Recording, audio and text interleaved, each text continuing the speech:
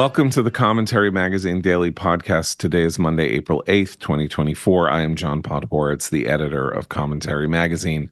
With me, as always, executive editor Abe Greenwald. Hi, Abe. Hi, John. Media commentary columnist Christine Rosen. Hi, Christine. Hi, John. And Christine's colleague at the American Enterprise Institute, where he is Director of Domestic Policy Studies, our Washington commentary columnist, Matthew Continetti. Hi, Matt. Hello, John. And may I just say, I hope you have your glasses ready for the eclipse. Hold on. You guys can't see this, but here they are. I got them. He's got them in his front. Oh my God, that is awesome. They were in his front pocket, like they were in my front pocket. He just threw them like a gun. I am so ready. And you know, in ancient times, in modern times, depending on your religious tradition or your religious observance, solar eclipses were deemed to be matters of extraordinary mystical and spiritual importance and representing a potential threat to all life on Earth and God's wrath, God's judgment, all of that. And I am not entirely unwilling to say that the events of the last 4 days have suggested that the coming solar eclipse this afternoon either reflects or was is the ultimate event in a turn in the United States and its politics towards something very, very, very bad that may have long-lasting ramifications for world order, for world peace, and for the existential fight, not only between good and evil, but between democracy and terrorism, between the West and the anti-West. And I'm referring, unfortunately, to the reaction on Thursday by Joe Biden and his administration to the aid convoy tragedy that took place in Israel, in Gaza, on Tuesday. Biden has essentially now taken the turn, without question, that Abe has long foretold, just as these events may have foretold the eclipse, even though we knew the eclipse was coming. John Kirby, the White House spokesman, went on all morning shows, Sunday morning shows yesterday morning, to say this administration does not support a ground invasion of Rafah, to say that they are not yet satisfied with the explanation that Israel has offered for the WCK tragic event, and that if Israel's policies don't change, our policies are going to change. Before we get to that conversation, I dug something up from November 30th, 2023. Tony Blinken went to Israel at the end of November 2023. So what is that? That's like 5.5 months ago, 4 months ago. U.S. Secretary of State Antony Blinken, according to Reuters, on Thursday told Prime Minister Benjamin Netanyahu that Israel's military operations in southern Gaza must not repeat the massive loss of civilian life and displacement seen during its offensive in the north. Quote, "We discussed the details of Israel's ongoing planning, and I underscored the imperative for the United States that the massive loss of civilian life and displacement of the scale that we saw in northern Gaza not be repeated in the south." As a result of this meeting and things like that were said at the end of November, Israel changed its warfighting strategy. Israel reduced the number of troops in Gaza. It ended most major military operations as they would have been described at the time.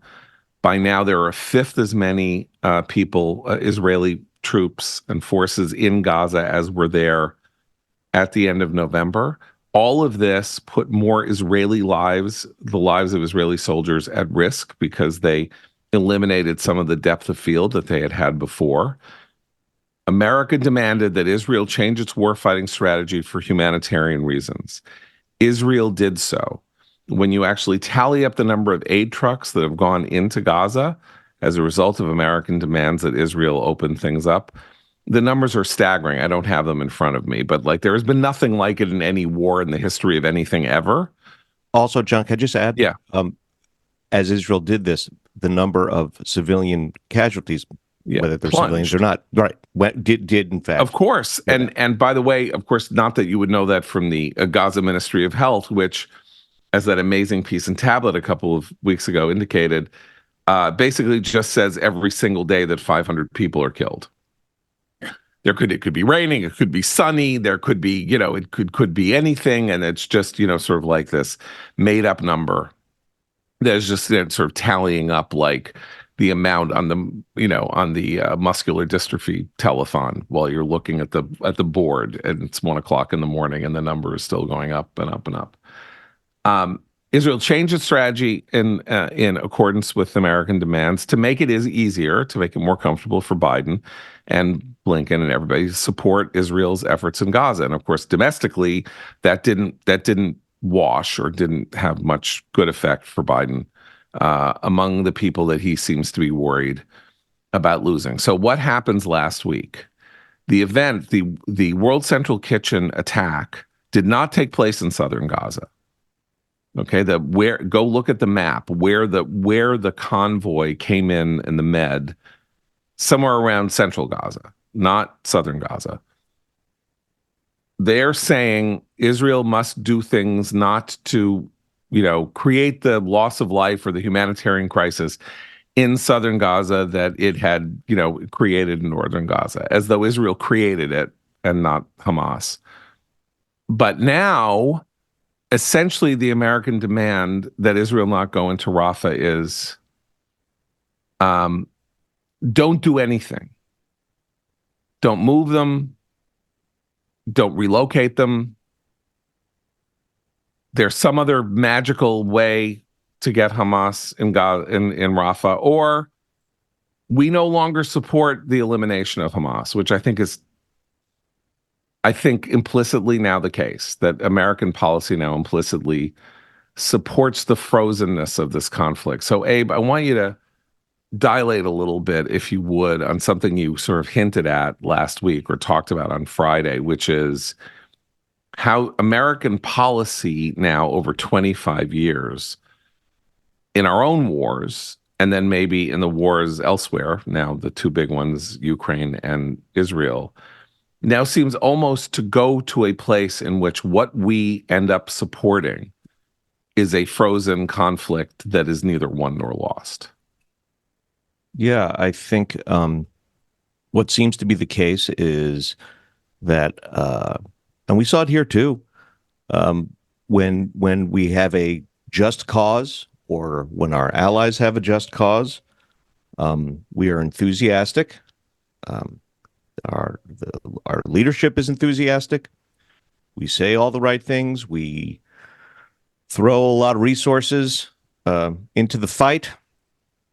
And as things get harder and harder, as the media, which is often against our involvement, even against terrible enemies, and against the involvement of our allies against terrible enemies, even from the start, I think the places like the New York Times and the Washington Post will start stirring up the doubts, and then that will inevitably coincide with some rough going in these fights, and that builds, and then our leadership starts to sort of hem and haw and veer toward taking half measures, and things follow that fairly predictable path until we arrive at this place where there's no will at the leadership level to stick out a fight despite the criticisms, despite the challenges, despite the tragedies that are inherent in any military confrontation. And here we are. And this is very much of a piece with something else we've discussed here, which is that throughout it all, there is little to no discussion of victory, of actual victory. And we've seen that here. And yeah, now it's just an impasse, as the headlines say. The incoherence of Biden's policy seems to have kind of infected Israeli policy. If you look at some of what Israel has been doing in recent days, it suggests to me that the government itself is divided and racked with indecision about how to proceed with the war 6 months in. Essentially, it looks like Bibi Netanyahu is trying to give Biden what Biden has demanded. They opened up one additional border crossing. They have withdrawn most of their forces from Gaza. There's, I think, one brigade operating in Gaza right now. They have in Rafah. Yeah, they pulled back, but they haven't pulled back from Khan Yunis too, from central. But central I don't Gaza. think they're all anyway. Okay. There are few Israeli troops in the Gaza Strip right now. Right. The Israelis have resumed the hostage negotiations in Cairo, I think with a sense of urgency that they want to reach some sort of deal for a ceasefire. And so when you read Israeli media and the accounts of what's happening on their news channels, the message that many top war correspondents have been saying is the war is over, but the state of war is not. So that the shift seems to be moving towards something where, exactly as Biden has wanted all along, the fight against Hamas is limited to intelligence, special forces, and low-intensity operations. But the problem with this is that the underlying issues are completely unresolved. Obviously, the hostages have not been returned.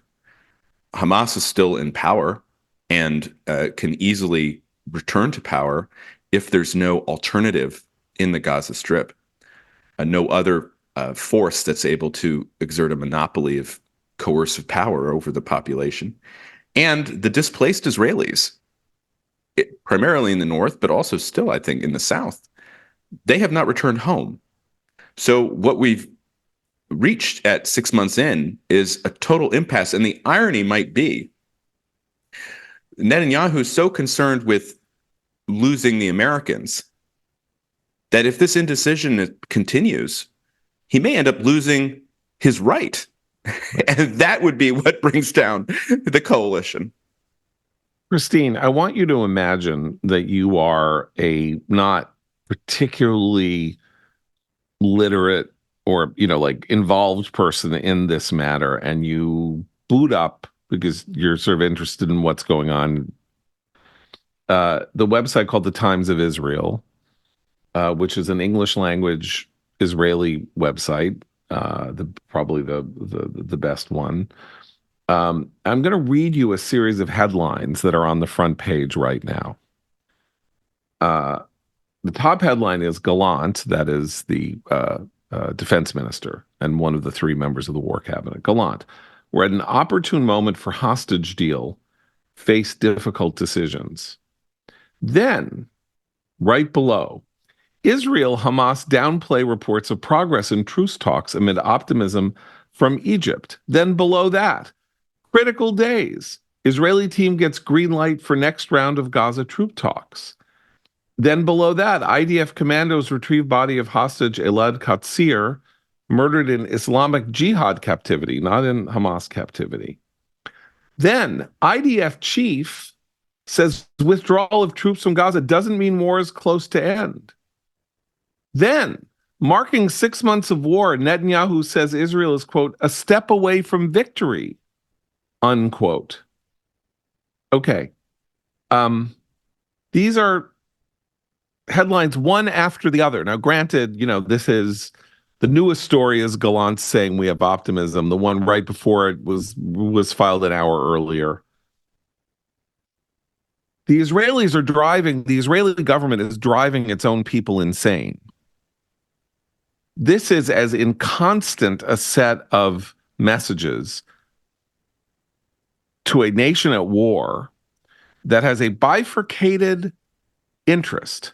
So there are two interests that are expressed by 90% of Israelis. One is, we're in Gaza, we have to win this war against Hamas and end Hamas as a governing entity or destroy it utterly.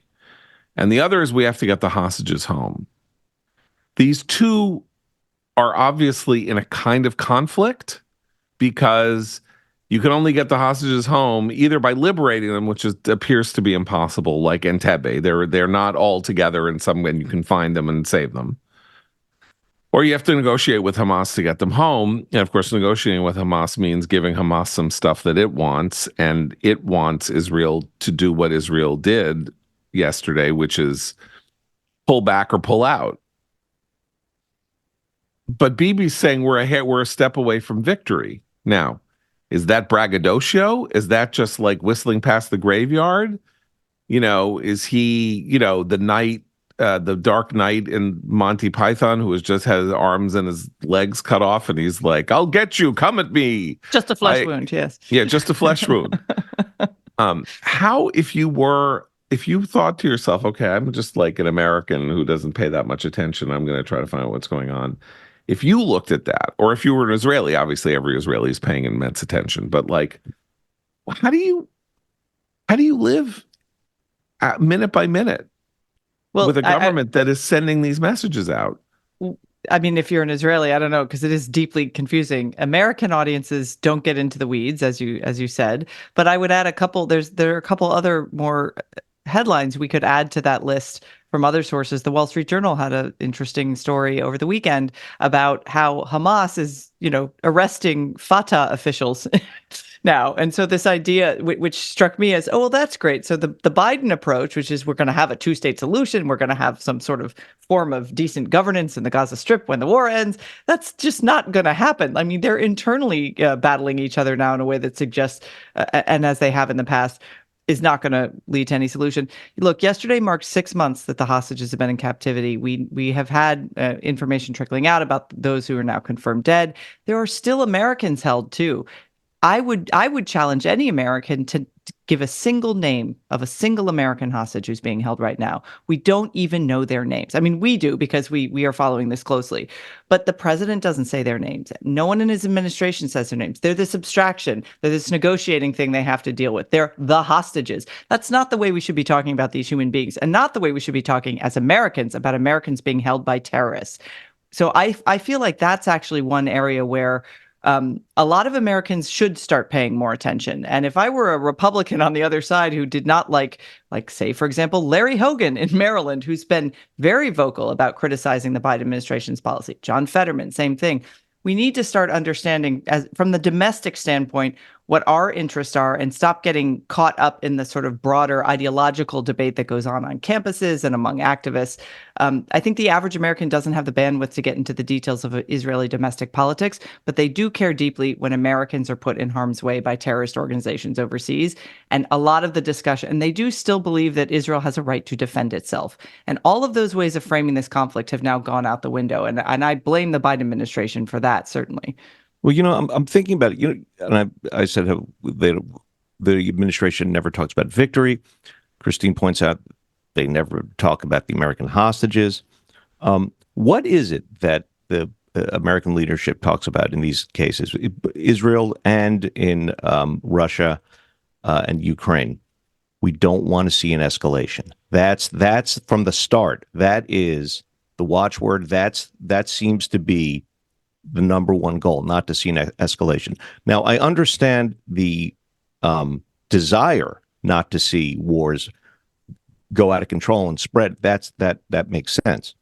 But when you announce that you're not interested in doing things that could provoke a greater response from the enemy, you're saying we're not in this in the way that one needs to be in it, in a way to win a war. I've framed the point a little bit differently. I think that in both cases, the Biden administration has succumbed to the enemy's propaganda.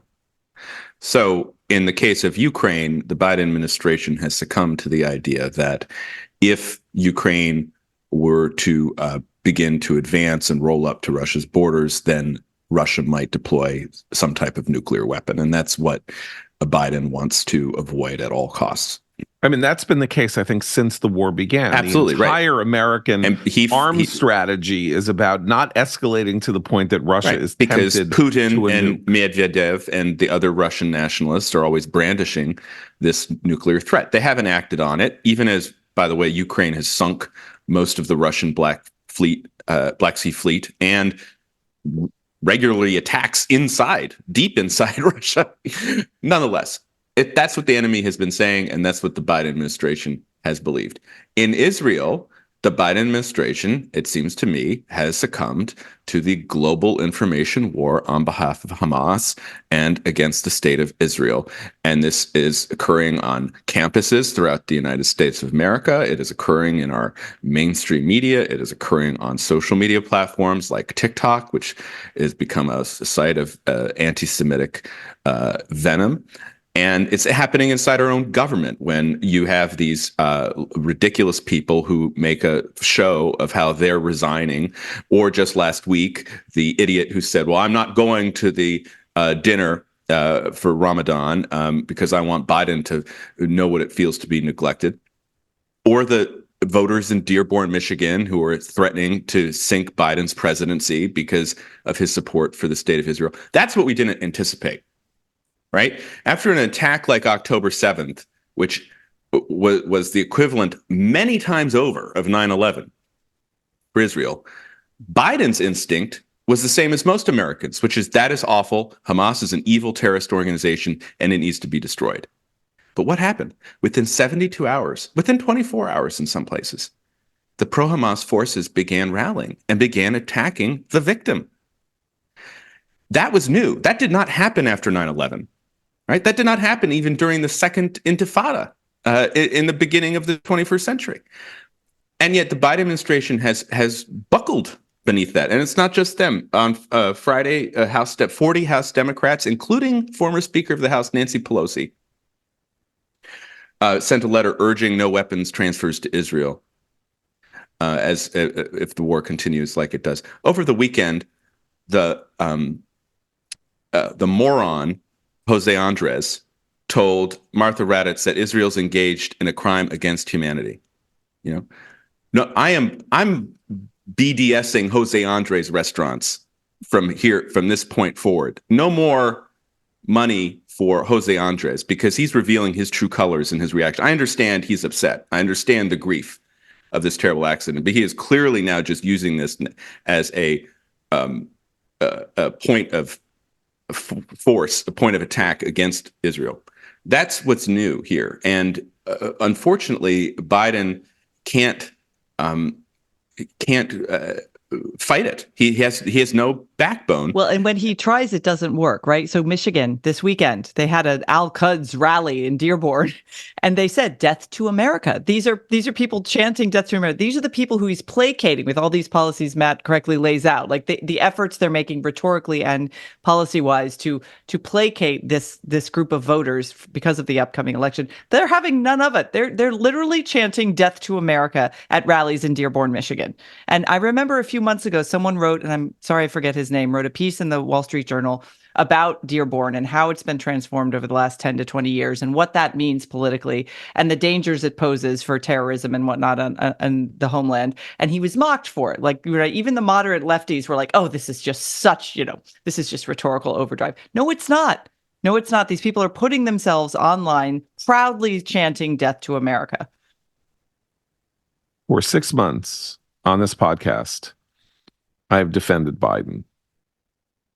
I mean, I've been upset when he changes rhetoric, when he says attacking Blinken, but that, the circumstances are that when it came to continuity of policy regarding Israel's military mission, that the administration had held firm, and that every couple of days, even as it was saying Israel's gone too far, it's too indiscriminate, John Kirby would stand at the podium and say, don't forget, this war was started by Hamas. Hamas is an evil organization. It is in the American interest that Israel prevail against Hamas, and all of that. And the policy was continued. I can no longer do this. I can no longer say, I can say he gave it 6 months and now has turned. And I think that there is a deeper matter of character relating to Biden as president. And we can say there's a continuity with Biden's stupid ideas on foreign policy, for 30 years or more. But it's something else, and it has to do with what happened in Afghanistan, what's happening in Ukraine, and what's happening in Israel, which is that he is at root one of these people who says, I'm for good things and I'm against bad things. I like good things. Good things are helping people, and it should be nice, and we should help people pay for college. And we've been in Afghanistan for 20 years, and we're not really helping anyone, and our veterans, people in Afghanistan are fighting. What's the purpose? So I'm going to bring them home because I'm for good things and not for bad things. And in Ukraine, he said, Russia can't go in. This is terrible. This is the first war on soil, Russia on European soil in 75 years. Russia goes in. He says Putin must be ousted. He's a dictator. Ukraine must win this war. He's for good things, not for bad things. Then someone says, this is very worrisome because, Russia has nuclear weapons, and they could, if you push them too far, then maybe something would happen. He's like, well, I'm for good things and not for bad things. So here's what we'll do. The good thing is that Ukraine is resisting and showing some real amazing victories there. The bad thing is Russia could do something really, really bad. So what I'm going to do is do good things and give them arms. But I'm not going to do anything to trigger the bad thing, which is that maybe Russia will get angry. So I'm going to give them some arms, but not enough. I'm going to give them this, but I'm not going to give them tanks. I'm going to give them that, but I'm not going to give them planes. I'm going to let them fight the war as long as the war is all for good things and doesn't really trigger anything that I'm worried could be a bad thing. Hamas attacks Israel. Unjustified, unwarranted, unprovoked, everything. He's for good things. He's against bad things. Hamas did a bad thing. Hamas has always been bad. Hamas killed Jews. Hamas took people hostage. Hamas took people prisoner. Hamas raped people. Hamas did all of this. He's against that. It's really bad. Well, then a war starts, and war is hell, and things are terrible. And the world's best military, as far as we can tell, developed a strategy to try to do what it needed to do. And it did it in the way that it did it. And he's not for that. He's for that's a bad thing. Then maybe a hospital is being hit or not, or children are being killed or not. So the Biden policy in the world, in a dangerous world in which we are face to face with bad actors who do not care about human rights, who do not care about human life, who care about power and ideology and religious fundamentalism and all of that. What he wants is to be able to say everything that I do is for the good, and nothing that I do, involves a kind of moral calculus that says some really awful things have to happen in order for good things to happen. And he lives in this simple moral environment because he is a holy fool in which he can somehow back Israel without backing it, or, you back somebody in a war and something bad happens. And then if they're your ally, right, you don't attack them. It's the moral environment of an Irish machine politician, which is what Joe Biden is. One of the wisest things ever said about Biden is that he has to be at the center of the Democratic Party at all times. And as the Democratic Party has slid off the cliff when it comes to Israel, with a few notable exceptions, including my hero, Senator John Fetterman of Pennsylvania, Biden has slid with it. And so you say, well, he wants to be on good things. Well, good to who? Good to liberal Democrats, good to the Democratic Party coalition, good to the progressive left, which he needs to at least have some contact with in order to hold his coalition together. And so it's a political calculation. I think we've seen that from the beginning of the turn. The leaks about the fears of Michigan going for Trump, the leaks about how angry Biden is toward Netanyahu, how he's cursing out Netanyahu in private. All of that meant to kind of cater to a body of opinion on the left wing of the Democratic Party, which is extremely hostile to Israel. There was that fascinating article in the New York Times about the links to which Democrats are now trying to intercept pro-Hamas protesters before they get to events such as the Three Presidents fundraiser held in New York City 2 weeks ago. This is a huge problem for the Democrats. It's almost a preoccupation now. They're not thinking about strategy. They're not thinking about what's best for the state of Israel or the Middle East or even American security. They're trying to save their own skins. It's obvious. And the problem is, it doesn't make anything better. As we pointed out on the podcast, it only prolongs the problem. I think that idea that was articulated in the Times of Israel today, John, that, the war might be over, but the state of war is not, is very true. Think about what's happening. Even as it seems Israel is trying to do all it can to appease Biden, to keep the Americans on Israel's side, Israel's also facing this threat from Iran, which continues to say that it will retaliate in some form or fashion for the strike against its IRGC commander in Syria the other week. There's still Hezbollah in the north. There's still there's Hamas. If Hamas exists, that is both a security problem for Israel and a huge political problem for Netanyahu, who presided over the original attack. So the short-term political interests of the Biden administration again and again act against the longer-term interests of security, prosperity, and peace. And I assume you guys talked about this on Friday, but I keep coming back to the fact that 6 months ago, a year ago, 5 years ago, the idea that someone like Tony Blinken would say that Israel risks becoming indistinguishable from Hamas if it doesn't protect Gaza civilians, equating Israel with Hamas, they're now saying out loud what all these we've heard through, as Matt says, through leaks has been going on within the administration since October 7th. Well, I just want to pick up on this Michigan point for a second, what Matt was saying here. Biden likes to say, he claims that he decided to get into the race to run against Trump because he saw Trump over the Unite the Right rally in Charlottesville. Trump seemed to insufficiently denounce the white supremacists, saying Jews will not replace us, right? And that so stirred Biden to come rescue the country. We couldn't have a leader like that, right? Well, as Christine points out now, we have people in Dearborn, Michigan, on Al-Quds Day, quoting Khomeini, saying "Death to Israel, death to America. This is the worst country that the world has ever seen."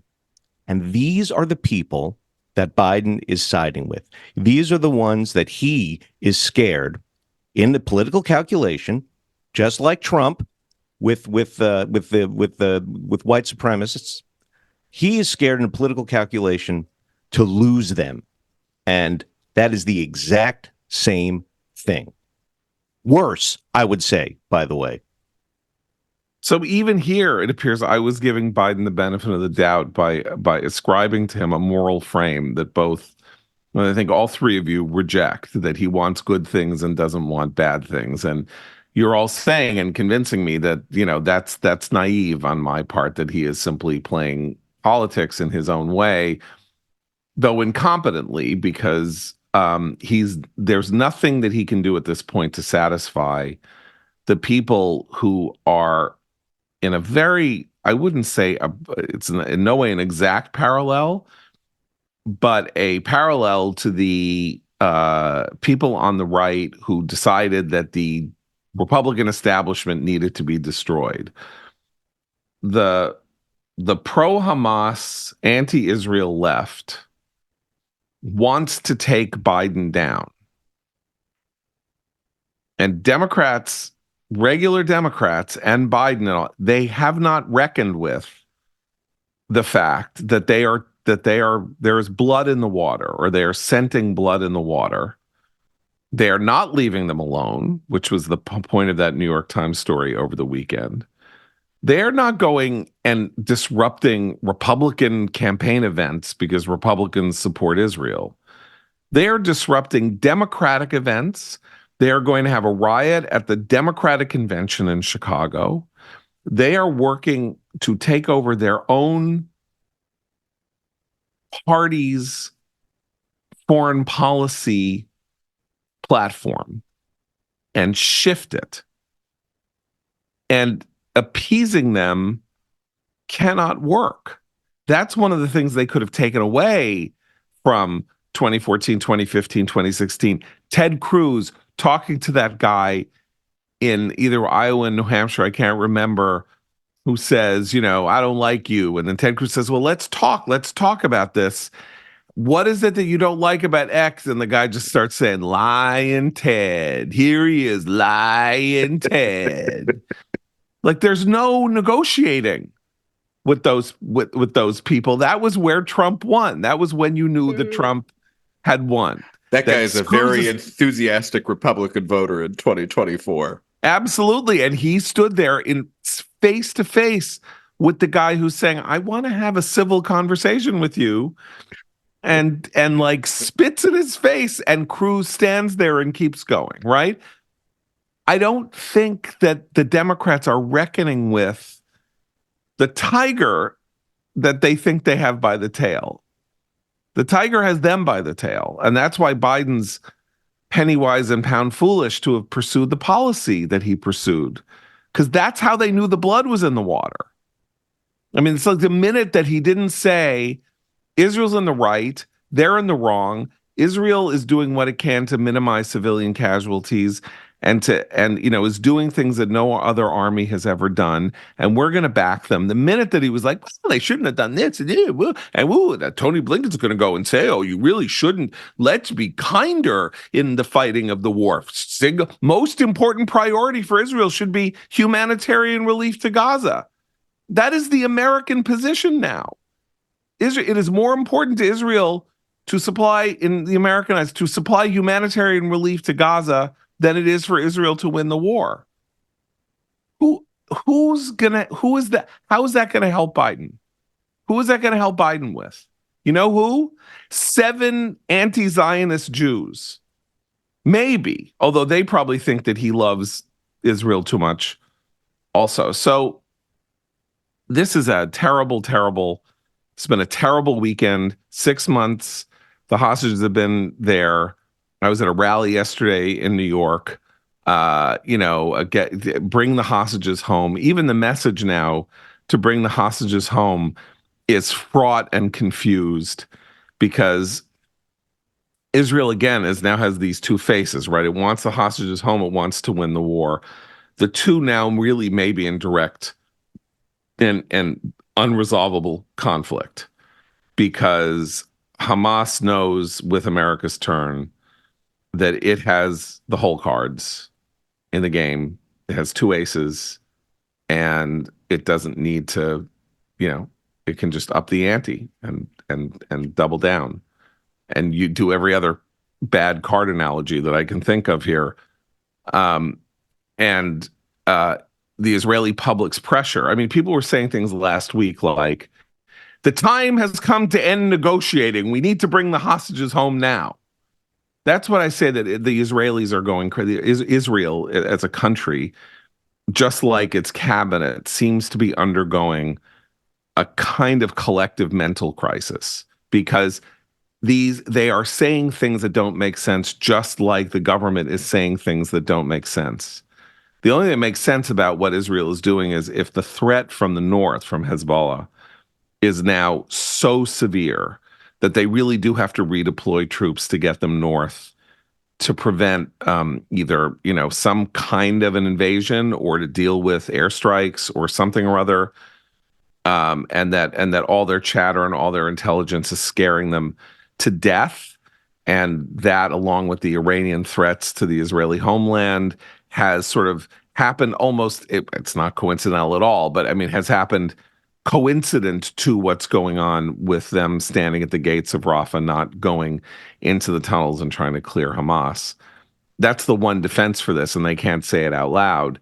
But I mean, if I were living there, it's like Trump in the first couple of weeks of COVID saying 3 different things a day about what you should do. Stay inside, don't stay inside. It's going to be over in 2 weeks. Drink bleach. Go on the beach. Don't go on the beach. Let's listen to what the CDC is saying. Let's not listen to what the CDC is saying.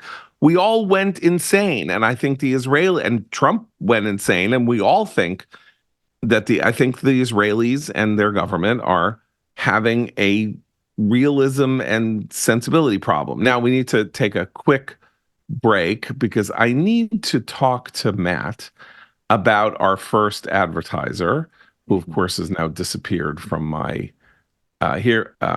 Why did you do this? Okay. I believe it's fastgrowingtrees. It's Fast Growing Trees.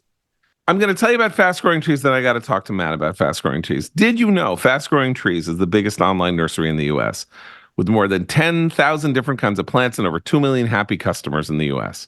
They have everything you could possibly want: fruit trees, palm trees, evergreens, houseplants, so much more. Whatever you're interested in, they have it for you. Find the perfect fit for your climate and space. Fast Growing Trees makes it easy to order online, and your plants are shipped directly to your door in 1 to 2 days. And along with their 30-day Alive and Thrive guarantee, they offer free plant and consultation forever. Matt Continetti, you got some Fast Growing Trees.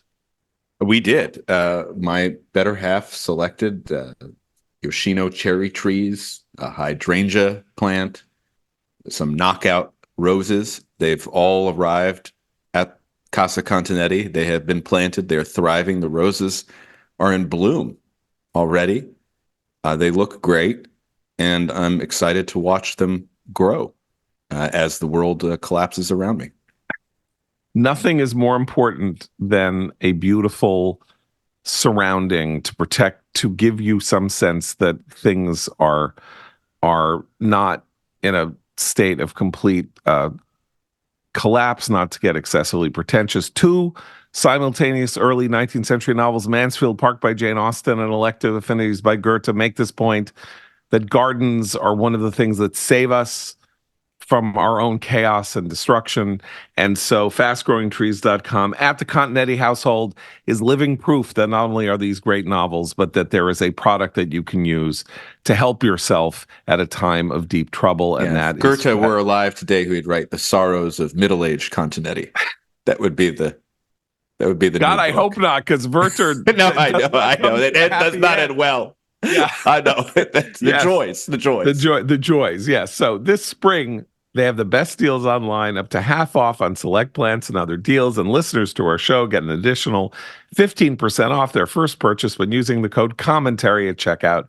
There's an additional 15% off at fastgrowingtrees.com using the code commentary at checkout. Fastgrowingtrees.com, code commentary. Offer is valid for a limited time.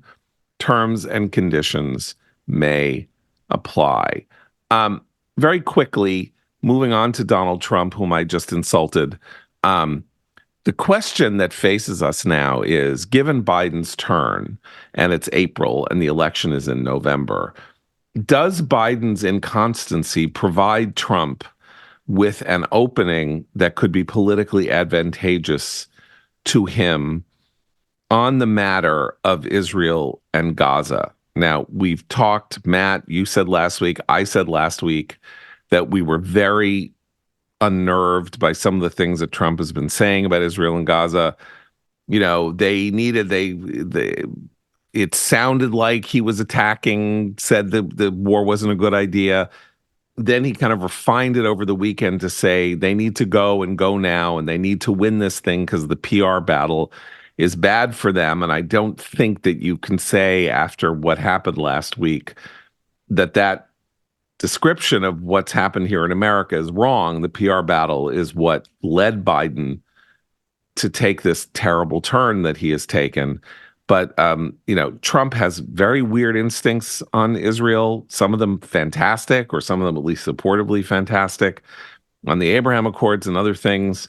But he also has this delusion about making a grand real estate deal between Israel and the Palestinians.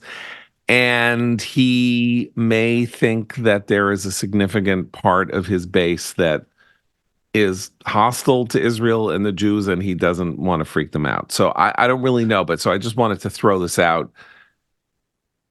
Is this a political opportunity, or are we still talking about something that is so relatively minor in the American political landscape that Biden has sort of overthought this and made it too much of an issue and could have left it on the back burner by being quieter? I don't know. No, I think Trump benefits from a disordered world. I think Trump benefits from kind of rosy recollections of the first 3 years of his presidency.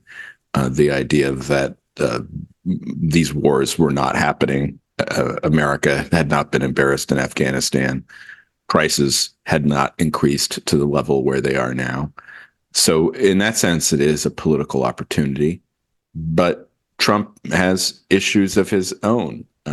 His lead in some places has been narrowing in recent weeks. And he just, I don't want to switch topics too dramatically, but before we began recording this podcast on Monday, April 8th, he released a statement on abortion where he said that the matter should be left to the states. He will not support any national legislation on restricting abortion. And that, I think, speaks not only to the Republicans' political problem with abortion rights, but also could cause some fissures and some lack of enthusiasm within his coalition, because there are still millions of pro-life voters throughout the country who probably wanted to see a stronger statement from the president who, in effect, ended Roe v. Wade through his Supreme Court appointment. So, on balance, disordered world, divided Democratic Party over Israel, that helps Trump, but this is still a toss-up.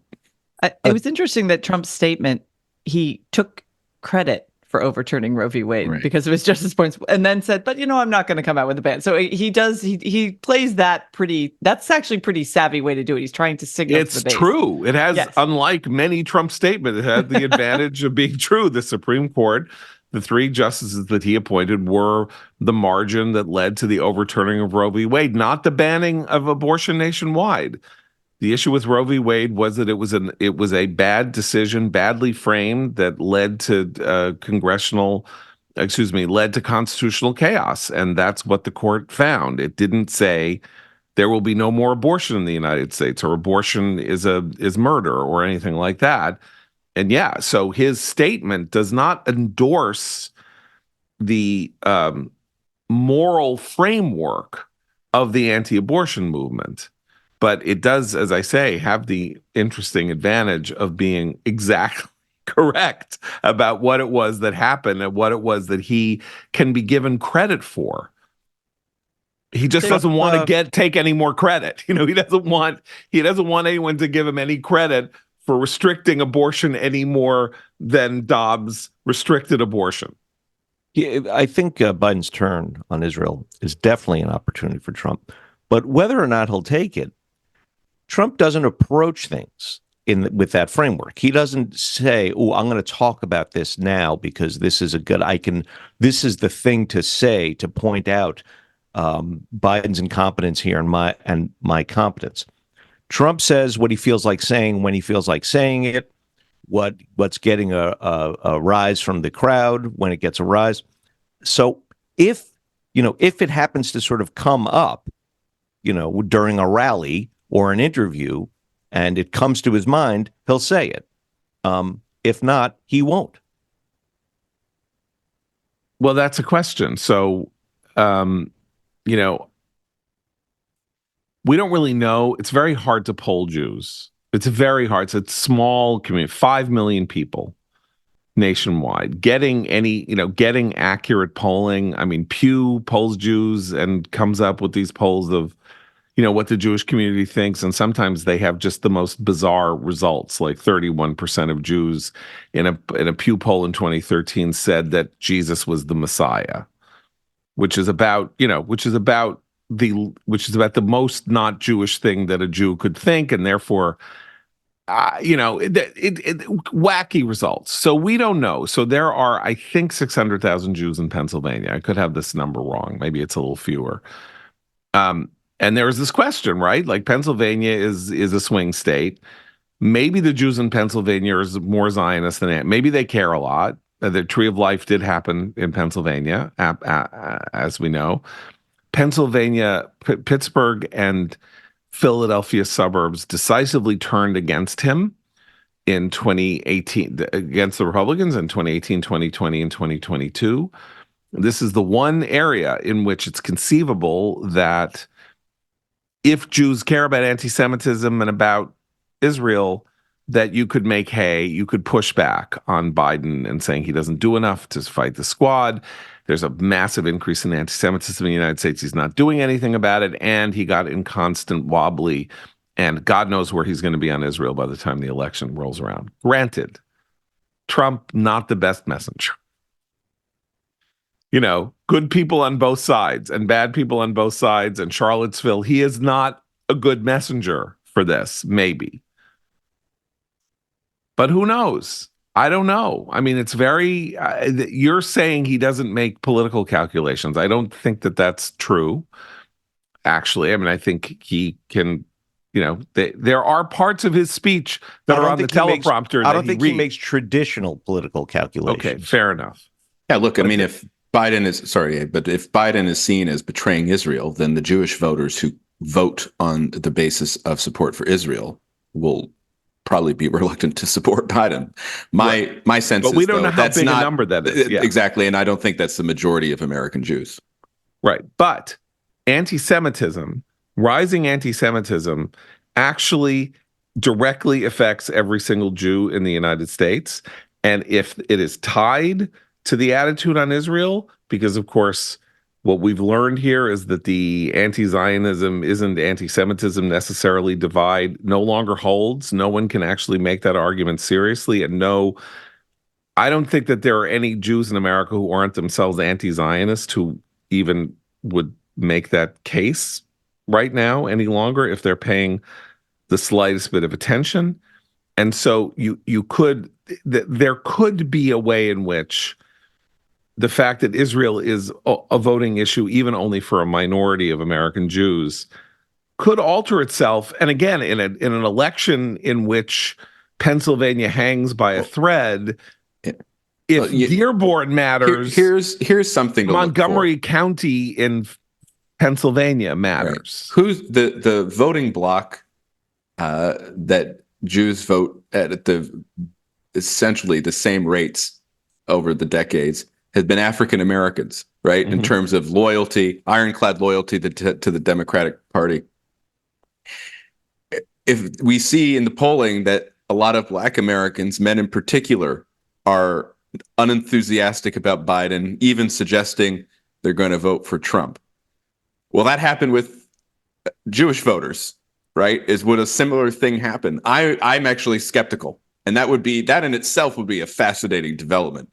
If you had a decline in the Black vote for Biden, and yet the American Jewish vote essentially remains where it's been over the past many years. Well, there's lots of weird polling stuff going on yet again. I mean, there's the same kind of confusion is happening with the youth vote, too, because there were a couple of polls that seemed to suggest that Biden's losing the youth vote to Trump. But of course, then when asked a follow-up question, many of the younger voters under 30, Gen Z, younger millennials, will say that they're more likely to cast a vote for a third-party candidate. So there's just a lot of, I mean, just as we've discussed many times on the podcast about the dangers of embracing polling numbers now, given the challenges of polling, even that strikes me as not totally implausible, but also would be a dramatic shift from previous decades where Democrats tended to get the youth vote. Okay, so what we know without question is that there is some resistance, and some of it seems spectacular, not in numbers, but in the fact that it exists at all. There is resistance among traditional Democratic constituencies to voting for the Democratic candidate for president who is seeking re-election. That is not normal. These numbers are not normal, and they are persistent, and they've been persistent over 6 months.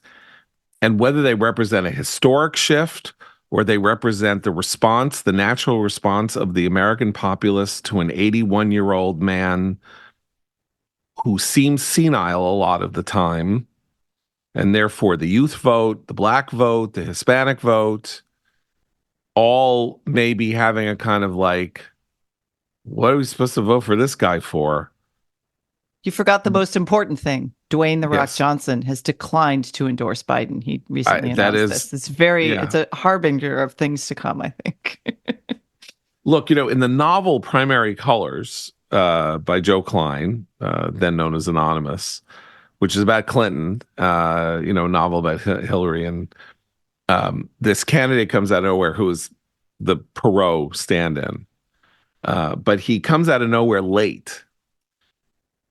He's like a businessman, Southern businessman, comes out of nowhere, starts polling, terrifies the Clinton substitute. Well, I don't know. What if that is true? That was 1996, so it had to be like a serious businessman who had been a war hero or something like that. I can't remember how Klein framed it, but it's 2024. Why couldn't Dwayne "The Rock" Johnson get in the race in July? I don't know. I'm not joking here. I know ballot access is hard and all of that, but I'm still like, anything could happen. We are not in a normal political framework here. It's the We have eclipse It's the eclipse and the earthquake. and the Marjorie earthquake. Taylor Greene might be right when she says Yeah, God God is sending us a is- message. Yeah. Okay, having look, grown up in a culture where every earthquake, every assassination, every Yes. eclipse was a sign of the impending, end I mean, times. usually for the rapture, right? The rapture would happen, so the Right. good people would be swept up to heaven. It's the rest of y'all who are going to just suffer, right? But I was shocked to see her. I mean, that is not something a member of Congress would generally state. I mean, this is this again to your point about She's our not a member of special. She's a she's a special prophet. person. She is. She's a prophetess. That's a lot of- She's She is a prophetess. And I think this, she is this is the Jeremiah. difference. It's not the rapture that God say. It's kind of more like just passive aggressive. Kind of like you Exactly. stupid Hint, hint, Americans. guys. Hint, Can't you hint. get Get your- your act together. Yeah, get But also, your it's act New together. York. It's people in the tri-state area, and of course, Sodom according and to her, we're Gomorrah, all man. evil. Exactly. Maybe he doesn't like the new Yeah. congestion pricing thing that's going to go into effect. Let me tell you something. I have no problem with congestion pricing. Would you like to know why? No, I thought it would Because in a hurt work you. of transcendent genius years ago, I live north of the congestion pricing barrier, which is what on happened. 61st Street or 60th Street. And I have to garage my car like most Manhattanites. And I ended up garaging my car. For years, I garaged it in to get a cheap garage. I garaged it in Times Square or south of 60th Street. I now have garaged it for 7 years in the Lincoln Center garage under Lincoln Center, which is going to become the most popular garage on the planet It's Earth like because 63rd or coming in something? from 62nd Street, right? Yeah. So basically, I'm in there. I'm grandfathered in. They can't throw me out. Never give rent up that control spot. for cars. Prices are going to start going for like $2,000 a month or something, and I am in there, baby. I have avoided as long as I never take my car south of 60th Street. I'm never going to pick up Abe at his apartment because that's going to cost me $15. Like so go ahead and congestion price to your heart's content. I have escaped the wrath of God in this respect. By the way, one solar eclipse recommendation, it just popped into my head because we hadn't figured out who was going to recommend today. Please remember that in A Connecticut Yankee in King Arthur's Court by Mark Twain, the main plot device that convinces King Arthur that this guy who has somehow gone back in time is, Merlin, or is like somebody who has magical powers and he can't screw with him, is that the guy has come back in time and he's got a farmer's almanac with him and therefore is able to look up and see that there was a solar eclipse around the time that he's there, and he tells King Arthur that there's going to be a solar eclipse, and a solar eclipse happens, and therefore he becomes his most trusted vizier or whatever. I mean, I barely remember this because I read it when I was 10, but I mean, so there is a novel that features a solar eclipse that is a major plot point. The problem, John, is that for everyone under the age of 30, the only novel they associate with Eclipse is from the Vampire trilogy. Is it one of the novels? The Stephanie Meyer. Oh, really? Oh, is there yeah, a big? Is there's there one a of Twilight. the Eclipse? novel Twilight. Thank you, Twilight novels. Oh, there's a big Twilight. Eclipse That's what there? they think of. They're like Eclipse, like in Twilight. Someone said Oh, this to me the okay, other day. yeah. I'm like, no, okay. Anyway, so either read a Connecticut Yankee inking on their squirt or don't. I really don't care. I don't even know if it's any good, really. Twain wrote a lot of dross, actually, along with his great work. So I'm not really recommending it. I'm just saying that it sort of fits the moment. And we will be back tomorrow. So for Abe, Christine, and Madam John Podhoretz, keep the candle burning.